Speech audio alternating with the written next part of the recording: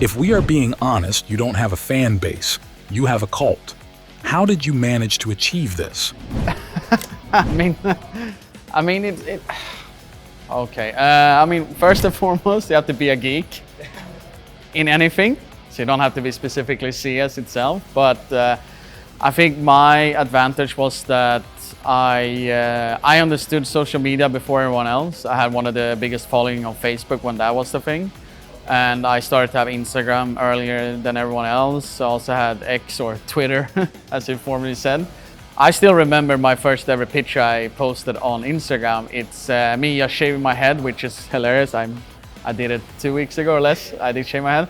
I don't know. I think it's all about just being yourself in social media. I don't generally believe in the whole faking your story or making it luckier than it is. I think it's better to see the reality of a human being, and I think that my community knows that with myself of just me being me.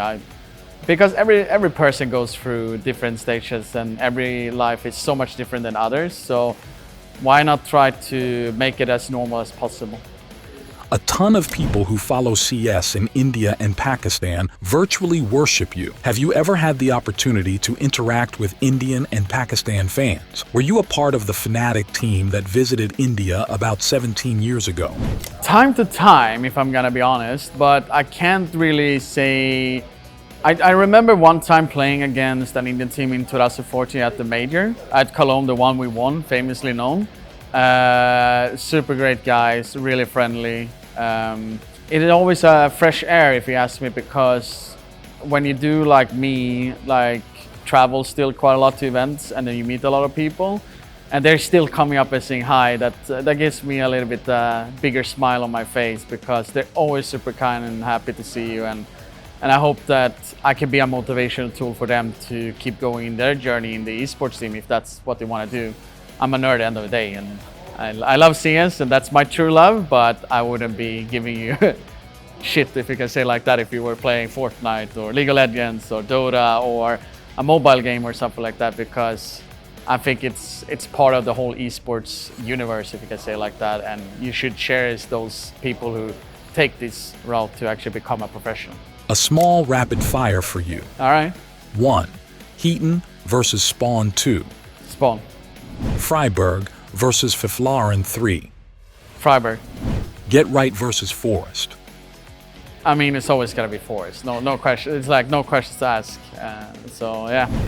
According to the internet, you have retired from competitive esports in 2021, but now we are seeing you play CS2 on LAN in 2024.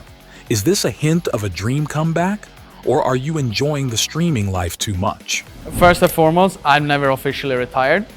Everything outside of actually gaming somehow is more interesting for me, but it always gets you into the competitive nerve directly when you sit and play. So I would be lying saying, like I said before, it's not that interesting, but when I sit there and it goes live, I feel nervous, I get all the emotions directly to me and so on, and it's a different experience and a different feeling that I can't give you a person who has never felt it before or felt it.